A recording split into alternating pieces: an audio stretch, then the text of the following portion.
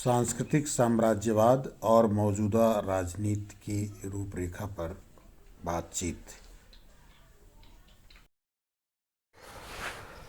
सांस्कृतिक साम्राज्यवाद और मौजूदा राजनीति, यह एक ऐसा महत्वपूर्ण विषय है जिसके बगैर आप कोई लड़ाई लड़ नहीं सकते। जैसा कि हम एक लंबे समय से देख रहे हैं कि भारतीय राजनीति में संविधान प्रदत्त अधिकारों को लेकर के सजग समाज जब अपने हित की बात करना आरंभ किया था, तभी से मनुवादी ताकतों ने एक विशेष तरह का अभियान शुरू किया जिसमें उसके अधिकारों को ले करके एक बहुत ही अलग तरह की संभावनाएं बननी शुरू हुई। उसका राजनैतिक अस्तित्व और राजनैतिक ज़रूरत महसूस की गई। तो ऐसे हालात में जो भारतीय राजनीति ने करवट बदली, वो मंडल के बाद कमंडल की जो अवधारणा थी वो कैसे कामयाब हुई, यह आज एक हमारे लिए चिंतन का विषय तो है ही है। और ये भी समझने की ज़रूरत है कि जो मौजूदा राजनीति है उससे जो बहुजन आंदोलन था, जो संवैधानिक अधिकारों की लड़ाई थी, जो मंडल कमीशन की स्थितियां थीं, उनको कैसे पुनः प्राप्त किया जाए या एक बड़ा आंदोलन कैसे खड़ा हो सके, इसके लिए हमें राजनीति और संस्कृति दोनों को बहुत ही करीने से देखना होगा। भारतीय समाज लंबे समय से एक व्यवस्था जो संविधान से पहले से लागू है, उसको मनुवादी या मनुस्मृति की व्यवस्था के तहत 4 वर्णों में विभाजित करके उसको देखा गया। यह वर्ण विभाजन कितना पुराना है, इसका बहुत सुदृढ़ इतिहास नहीं है, बल्कि कई बार तो ये भी समझ में आता है कि ये एक छल प्रपंच द्वारा बनाया गया एक विशेष प्रकार का प्रावधान है, जिसके तहत आज आवाम को नियंत्रित करने का जो अधिकार है कुछ खास लोगों को हासिल हो गया है। वो उस सामाजिक बनावट और सांस्कृतिक संरचना में बहुत बड़ी आबादी को एक सिस्टम, एक व्यवस्था के तहत बांध करके उस पर नाना प्रकार से राज्य करने की प्रवृत्ति प्रभावी हो गई है। और वह प्रवृत्ति है धर्म। धर्म का आधार बनाकर जब भी ज़रूरत महसूस होती है, समाज में नाना प्रकार के सांस्कृतिक आतंक उत्पन्न करके समाज को विघटित करके, डिवाइड करके, बांट करके एक ऐसी परिस्थिति खड़ी कर दी जाती है कि जैसे कुछ खास लोगों की वजह से ही यह जो संस्कृति है, यह जो व्यवस्था है, यह जो देश है, वो कहीं न कहीं कमज़ोर हो रहा है। तो हम देखते हैं कि जो हमारी सांस्कृतिक संरचना और सांस्कृतिक बुनावट है, उस सांस्कृतिक बुनावट में एक जो धर्म का स्वरूप है, वह व्यक्ति को विज्ञान से दूर कर देता है। और जब तर्क और विज्ञान उसके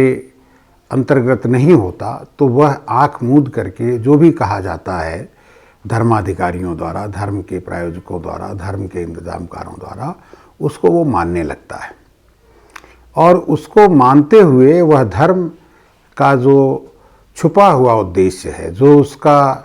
जो दिखाई न देने वाला उद्देश्य है, वह काम करता रहता है। और वो अपने उद्देश्य की तरफ लोगों को एक शांति, संतोष और उससे उनकी रक्षा, उनके धनवान बनने, समृद्ध बनने के तमाम जो संकल्पनाएं हैं उसको वो जन्म देता है। ऐसे ज्ञान से जो हमारा समाज है वो पूरी तरह से लगातार एक एक एक एक सिस्टम के अधीन बढ़ता चला जाता है। और होता क्या है कि फिर धीरे धीरे जो उसकी सोच है वो अवैज्ञानिक हो जाती है और वो ये मान लेता है कि हमारे भाग्य में, जो धर्म में भाग्य इत्यादि की व्यवस्था की गई है, उसको वो मान करके कर्म से दूर चला जाता है और अपने अधिकारों के प्रति भाग्य को बीच में ला के खड़ा कर देता है और उसको वो छोड़ देता है कि जो धर्म के इंतज़ामकार हैं, जो बात कह रहे हैं, जो व्यवस्था दे रहे हैं, और निश्चित तौर पर हमें लगता है कि उस व्यवस्था का जो बहुत बड़ा असर होता है वो एक बहुत बड़ी आबादी पर दिखाई देता है। अब ये शोध का विषय है कि जो धर्म है और उसका जो सांस्कृतिक स्वरूप है वह क्या सचमुच जनसामान्य के लिए उपयोगी है। जिनके कल्याण की बात उससे की जाती है उनका कल्याण उसमें कहीं अंतर्निहित दिखाई देता है। तो जब आप उसको देखेंगे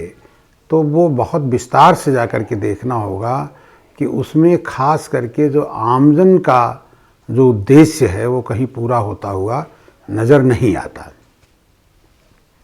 तो ऐसे हालात में, ऐसे समय में, ऐसी स्थिति में जो पूरी अवधारणा है, जो धर्म का कॉन्सेप्ट है, वह समाज को नियंत्रित करता हुआ नज़र आता है। अब धर्म समाज को नियंत्रित करता हो और अधर्म से उसको संचालित किया जाता हो, यह एक अजीबोगरीब व्यवस्था है। आप ये नहीं कर सकते, आप वो नहीं कर सकते, आपको ये अधिकार नहीं, आपको वो अधिकार नहीं है।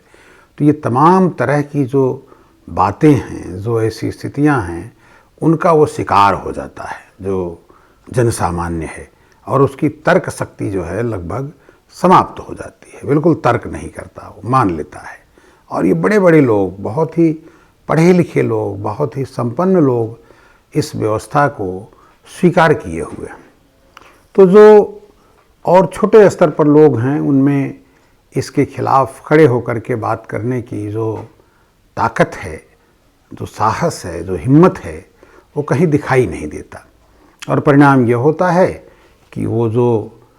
पाखंडवादी ताकतें हैं वो अपने पाखंड को और बढ़ चढ़ करके परोसती चली जाती हैं। तो ये बात हमें बहुत अच्छी तरह जन सामान्य को समझानी होगी कि देखिए, इस जिसको आप एक ताकत मान करके बैठे हुए, एक शक्ति मान के बैठे हुए हैं और आप उम्मीद करते हैं कि उसी से आपका उद्धार हो जाएगा और आपका जो विकास है, आपका जो विस्तार है, जो आपका भला है, जो आपके प्रति न्याय है, वो ताकत या वो शक्ति आपको दे देगी। यह वहाँ पर उनको तर्क वितर्क से समझाने की ज़रूरत है और तमाम प्रामाणिक तौर पर उसको करने की ज़रूरत है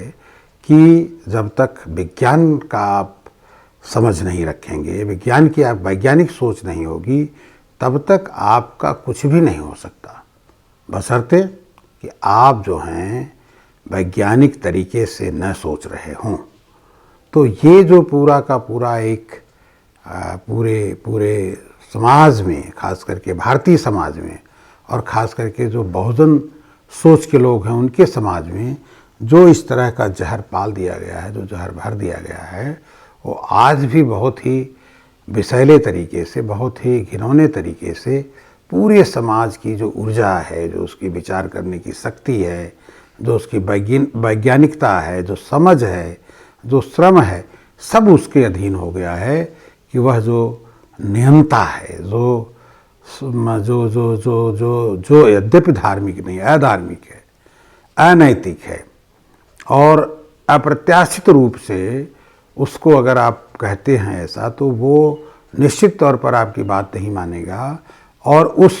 पाखंडियों द्वारा या पाखंड द्वारा जो भी बातें उसको समझाई गई हैं उस पर वो चलने का पूरा भरपूर प्रयास करता है। और यही कारण है कि आज हमारा समाज निरंतर गर्त की ओर जा रहा है। तमाम जो राजनीतिक दल हैं, जो राजनीतिक पार्टियां हैं, वो उनका अपना कोई एक सुव्यवस्थित स्वरूप नहीं है, वैकल्पिक कोई स्वरूप नहीं है कि जिसकी वजह से वो उसका सांस्कृतिक परिवर्तन करके राजनीति में इस बात को चला सकें। और दूसरी तरफ जो इनके समर्थक लोग हैं धर्म के और इस तरह के चीज़ों के, उन्होंने पूरा प्लान किया हुआ है कि कब वो मंदिर बनाएंगे, कब सबको ये अधिकार दे देंगे, कब वो दे देंगे। ये सारा का सारा जो षड्यंत्र है वो दूसरी तरफ से किया जा रहा है। और जो असंवैधानिक स्वरूप नहीं है कि किसी धर्म का इस्तेमाल राजनीति के लिए किया जाना चाहिए, वो बाकायदा किया जा रहा है। और दूसरी तरफ दूसरे लोगों को अलग तरह से इशारा कर दिया जाता है कि ये अल्लाह हैं, ये फलां हैं, ये भला हैं। तो ये जितनी चीज़ें जो है कही और करी जा रही हैं वह हमारे सामाजिक विस्तार और सामाजिक सांस्कृतिक स्वरूप की एक बहुत बड़ी कड़ी हैं। उसको आपको समझना होगा। और उसी के साथ मैं अपनी बात ख़त्म करूं, उससे पहले ये मैं बात कहना चाहता हूं कि आप निश्चित तौर पर जो हमारी सामाजिक न्याय की जो गतिविधियां हैं, जो उनका मूवमेंट है, उन पर आप अमल करेंगे और उनको आप आगे बढ़ाएंगे और लोगों में वैज्ञानिक विचार पैदा करेंगे। धन्यवाद।